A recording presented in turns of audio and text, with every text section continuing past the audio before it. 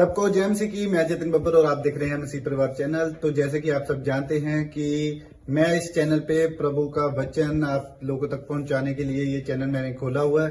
तो आप देख सकते हैं हमारे चैनल पे अलग अलग पास्टर्स, अलग अलग प्रॉफिट्स की मैं वीडियो अपलोड करता हूं। अगर आपको हमारा चैनल अच्छा लगता है तो आप हमारे चैनल को सब्सक्राइब करें, हमारे साथ जुड़ें ताकि प्रभु का वचन आप तक पहुंच सके। और आप इस चैनल की वीडियोस को ज्यादा से ज्यादा शेयर भी करें ताकि जिन लोगों तक प्रभु का वचन नहीं पहुंचा है उन तक भी पहुंच सके।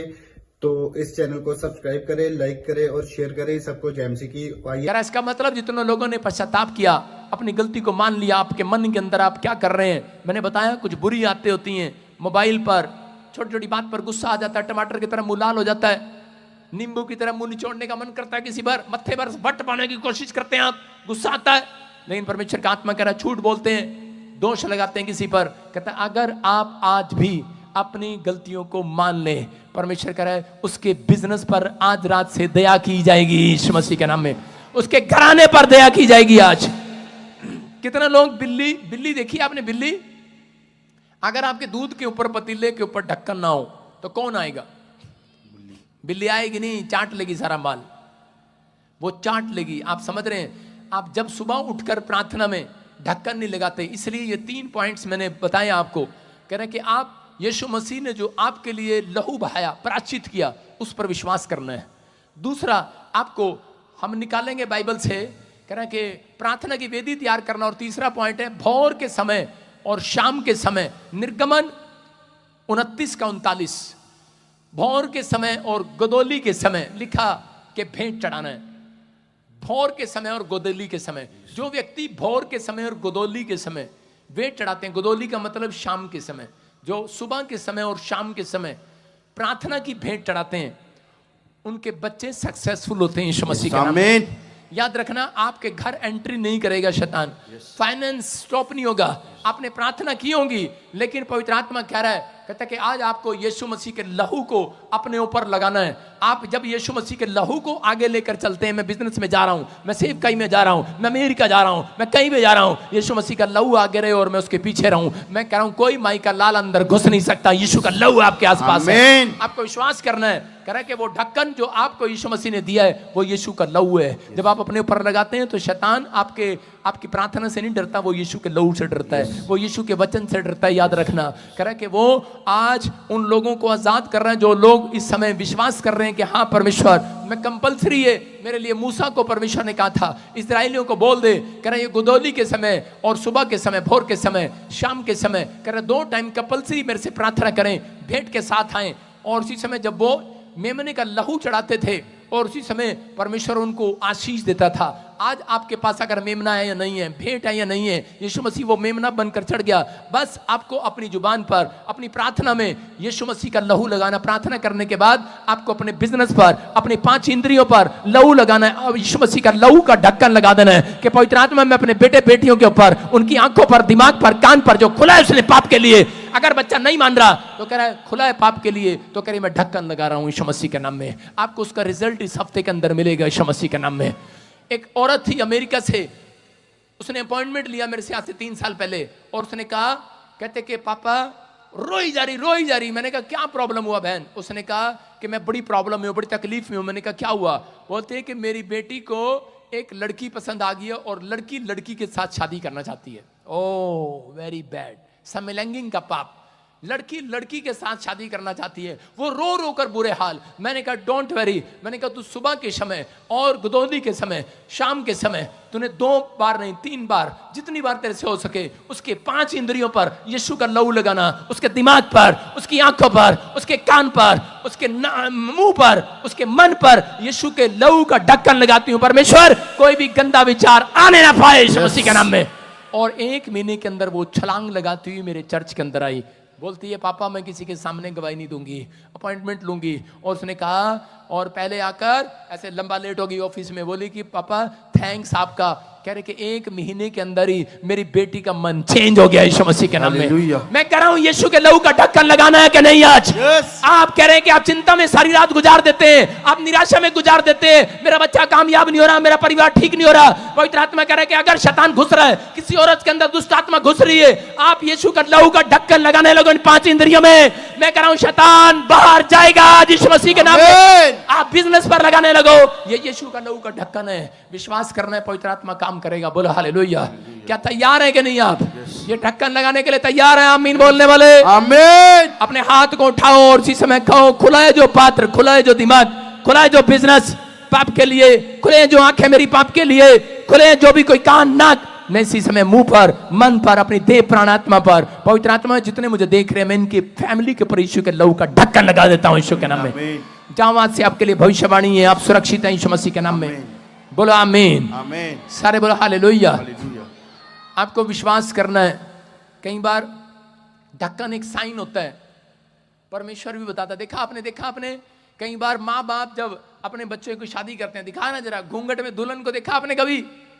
देखो घूंघट में दुल्हन दिखा रहा हूं आपको, हाँ स्क्रीन पर देखो, वो देखो हंस रही अंदर बैठ के, देखो ध्यान से देखो, से घूंघट में हंस रही है कि नहीं? अंदर ही अंदर घूंघट में इसके माँ बाप ने घूंघट डाला है। वो घूंघट का मतलब क्या है? ढक्कन है, ढक्कन। क्या मतलब है इसका? ए औरतों, ढक्कन क्या है ये? ढक्कन है, ये ढक्कन है, ये ऐसे ढक्कन है, इसे नहीं देखूंगी ऊपर, है ना ढक्कन? सही बता रहा हूं आपको। ये माँ बाप ने सिखाया होता है अपने बच्चों को, अपनी बेटी को, उसको सिखाया होता है, बेटे दूसरे के घर में जाओ ढक्कन लगा, ढक्कन है ये। देख लो, इसको पूछते हैं ना, काम करना आता है आपको, खाना बनाना आता है? गऊ है गऊ। जिस दिन इनको शादी के मंडप में बिठाया नहीं जाता, मंगनी में बिठाया जाता है, उस दिन भी इनको ढक्कन लगाकर बिठाया जाता है। ऐसे बैठती हैं, उनसे पूछते कपड़े धोने आते हैं? गऊ है गऊ। इनको पूछते हैं परोठे बनाने आते हैं? पोछा लगाना आता है? गऊ। और ताड़ी बजा रहा, तेरा ब्याह नहीं होना इसलिए। हालेलुया। गऊ है गऊ, जिसका ब्याह हुआ से पूछ रहा। हालेलुया। समझ में आ रहा है? गऊ है। लेकिन थोड़े दिन के बाद क्या होता है? ढक्कन उतार देती हैं। अब करें शेरनी बन गई हूं मैं, अब गऊ नहीं हूं। समझ में आया कि नहीं? हमने तो ढक्कन लगा के भेजा था यार। हम यहां पर भी ढक्कन, वचन का ढक्कन लगा कर भेजते हैं। बेटे सबसे प्यार से बात करना, जय मसीह की बोलना। उसके बाद हमें कंप्लेंट आती है फोन में, बाहर निकलती, वो देखो जी आपके वॉलंटियर लड़ रहे थे, आपके वो लड़ रहे थे। मैंने कहा तेरा भला हो जा, तेरा मानते ही नहीं है। ढक्कन रोज लगा के भेजते हैं, बदतमीजी करते हैं। कह रहा बुरी आदतें छोड़ते नहीं है। जय मसीह की। आज कितनों को रास्ते में मिले हो ऐसे कर रहे हो जय मसीह की? हाथ उठा के बताओ। इन पे ढक्कन लगाया मैंने 3 दिन, इनको कमरे में लेके डंडे लेके। अब सुन रहे हो, लेकिन मैं कितना सुधार कर सकता हूं? सुन रहे हैं? माँ बाप कितना सुधार कर सकते हैं, आप कितना सुधार कर सकते हैं। लेकिन विश्वास करना, यीशु का लहू का ढक्कन सुधार कर सकता है। समझ में आया बात? ढक्कन लगा हुआ भाई साहब, उसको पता है पादरी मेरी बात कर रहा है। क्या पता किसकी फोटो है, गूगल से निकाल ली है। सारे बोलो हालेलुया। आपको बिलीव करना है। कह रहा है ढक्कन लगा हुआ है ये। कहता है माँ बाप भी सिखाते हैं, लेकिन आज ये क्यों जरूरी होता है? संसार में, भारत में कल्चर है ये, क्यों जरूरी होता है? यीशु मसीह भी आया और उसने कहा जिसके बाल लंबे हो वो ढक्कन लगाए। चुन्नी रखे अपने सिर पर, चलो ढक्कन लगाओ। देख मैं ढक्कन लगा रहा हूं, चुन्नी करो सिर पे। चलो औरतों चुन्नी करो, ढक्कन लगाओ, चल ढक्कन लगा, चल ढक्कन लगा, ढक्कन लगाओ, चल। ये देख ढक्कन ढक्कन ढक्कन लगाएगा नहीं ढक्कन? तेरा ढक्कन कहाँ है? जिसके बाल बजिंदर सिंह की तरह कटे हो उसको ढक्कन लगाने की जरूरत नहीं है, घूंघट करने की जरूरत नहीं है। आपकी समझ में आया? कहता है आपको यीशु मसीह बोलता, कह रहा है जिसके बाल लंबे हैं वो कपड़ा रखे सिर पर, जिसके बाल लंबे नहीं हैं, बजिंदर सिंह की तरह कटे हुए हैं, वो कपड़ा नहीं रखे, आदमियों की बात कर रहा हूं, वो कपड़ा ना रखें।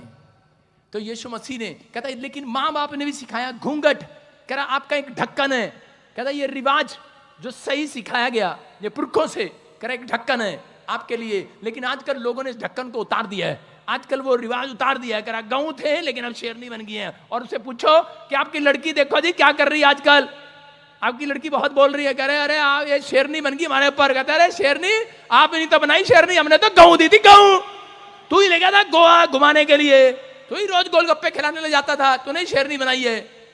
सही कह रहा है वो आदमी, हमने ही शेरनी बनाई है। दुख होता आज आपको मुझे नहीं है। हालेलुया, आपको दुख हो रहा है, आपको होता है कि नहीं आदमियों। परमेश्वर का वचन कहता है कि डांट माँ बाप के लिए, बच्चों के लिए, पत्नी के लिए आशीष की डांट वो ढक्कन लगा रही है। जो उसका बुरा मानते हैं वो कभी सक्सेसफुल नहीं होता। जो घूंघट की बात समझ रहे हैं, मैं बता रहा हूं आपको, दूसरा राजा 9:30 में देखो, इजबेल नाम की एक औरत थी और क्या करती, इसके माँ बाप ने गऊ बना के भेजा था, और अब ये कैसे बज रही है, देखो कैसे बैठी, कैसे सज धज के बैठी है। क्या लिखा पढ़ेंगे जरा शोक। जब येहू इज़राइल को आया, जब येहू नाम का लड़का बड़ा सुंदर था इज़राइल को आया, तब इजेबेल ये सुनकर अपनी आंखों में सुरमा लगा, हाँ, अपना सिर सवार कर खिड़की से झांकने लगी। हालेलुया। वो दिखा दो देश को, औरत को, वो देखो भाई साहब काजल लगा रखा।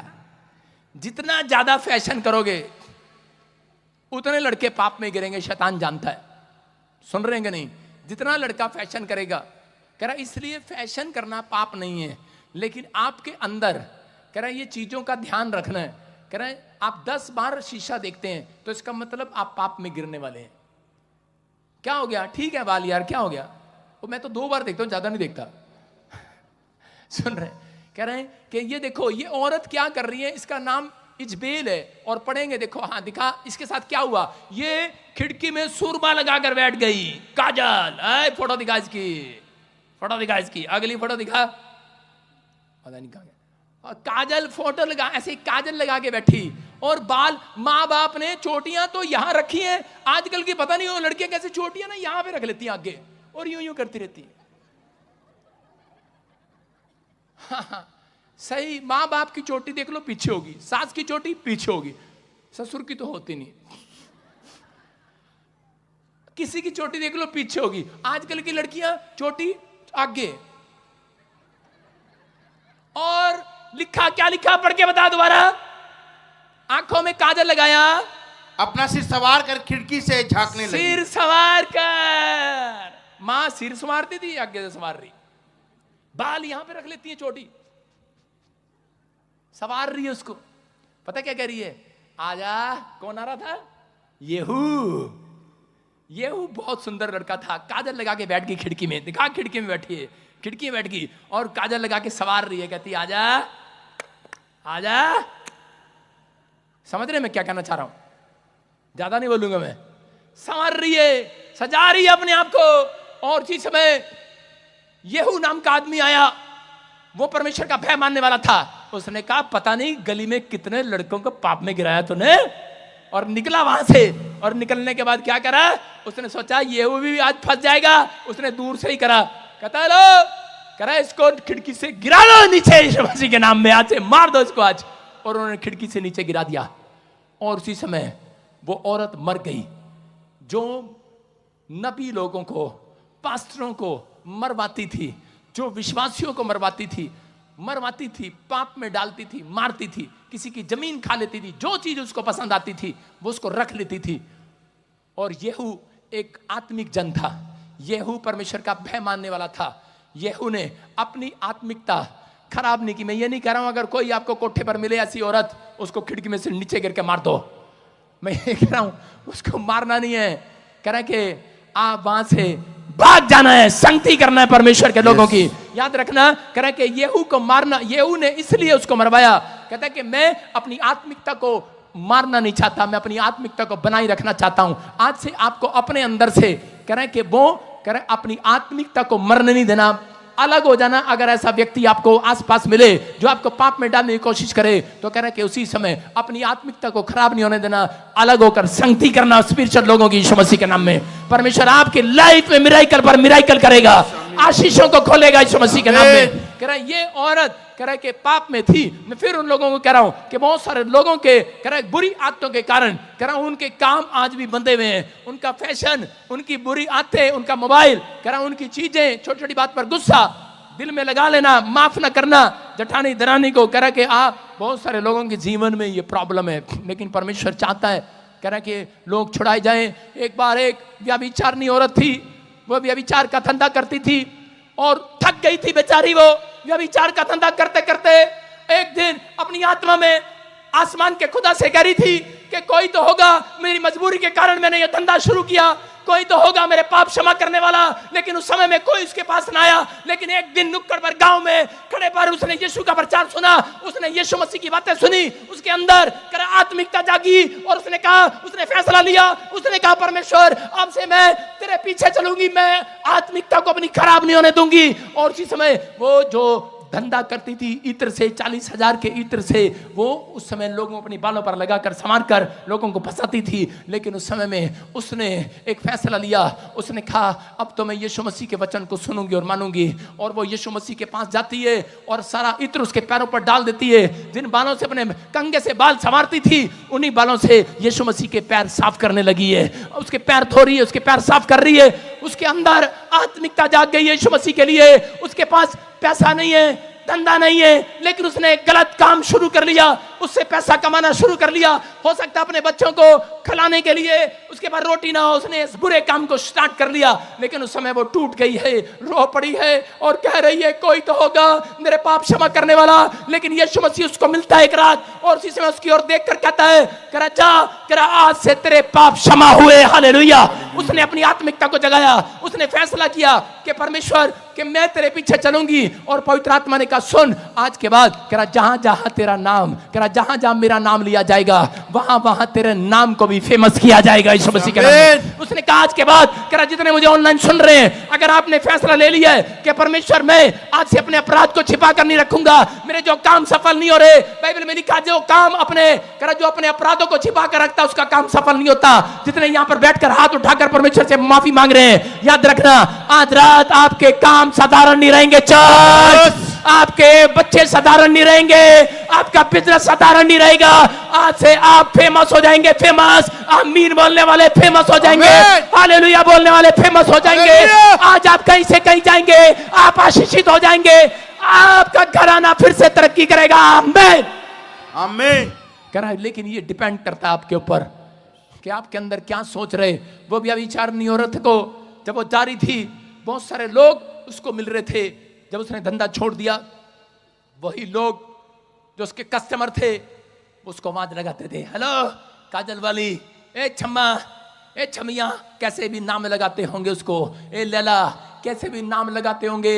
लेकिन उसने अपने अंदर अपनी आत्मिकता को जगा कर रखा। उसके पास रोटी नहीं थी, उसका कोई काम नहीं था, लोग उसको काम नहीं देते थे। व्यभिचारिणी औरत सुनकर उसे डराते थे, डरते थे कि ये तो गंदी औरत है, उसको घर में पोछे का काम भी नहीं मिलता होगा, उसको खाना बनाने का काम भी नहीं मिलता होगा, उसको कोई काम नहीं था। क्योंकि जब एक व्यक्ति परमेश्वर के नजदीक आता है तो शैतान, बहुत सारे इंसान कह रहा है कि मसीह के नाम का विरोध करके आपको काम नहीं देते, आपकी बदतमीजी करते हैं, आपके साथ कह रहे हैं कि बुराई करते हैं। लेकिन याद रखना, कह रहे हैं कि आपके साथ जितनी कोई बुराई करे उस समय आपको हंसना और मुस्कुराना है, क्योंकि उसी दिन से आपका कोई बड़ा काम होने वाला है। ये औरत ने अपना फैसला बदला नहीं, ये विश्वास के साथ खड़ी रही और इसने अपनी 5 इंद्रियों पर, इसके दिमाग में आता था फिर से वो गंदे काम कर ले, क्योंकि बाइबल में लिखा सुरनी, नलाई हुई सुरनी फिर से कीचड़ में जाकर बैठ जाती है। उसको जितना मर्जी पाउडर लगाओ, जितने मर्जी कपड़े बनाओ, उसको सुंदर बनाओ, लेकिन सुरनी को छोड़ दो, शीशा भी दिखा दो उसको, लेकिन वो सीधा वहां जाएगी कीचड़ में दोबारा। कहता उसका मन कर रहा था कि मैं अपने बच्चों के लिए मुझे काम नहीं मिल रहा, मैं दोबारा से वो गंदा काम स्टार्ट कर लूं। लेकिन उसने अपनी आंखों पर, इंद्री पर अब ढक्कन लगाया यीशु के लहू का। उसके कानों में गंदी आवाज आ रही थी, ग्राहक आवाज लगा रहे थे, लेकिन वो रोती रही, अंदर घुटती रही। उसने अपनी जुबान पर यीशु का लहू का ढक्कन लगाया, उसने अपने कानों पर ढक्कन लगाया, उसने खुदा से ऐसा प्रेम किया। और यीशु मसीह ने कहा, जा करा, मैंने तुझे चेक किया है, करा पूरी दुनिया में आज से तेरा नाम महान किया जाएगा यीशु मसीह के नाम में। करा जिसने पाप को छोड़ दिया है, याद रखना वो फेमस होंगे आज के बाद। जिसने अपना रास्ता बदल लिया फेमस होंगे। आमीन बोलने वाले। आमीन। आपके बच्चों ने अगर रास्ता बदल लिया फेमस होंगे। आमीन।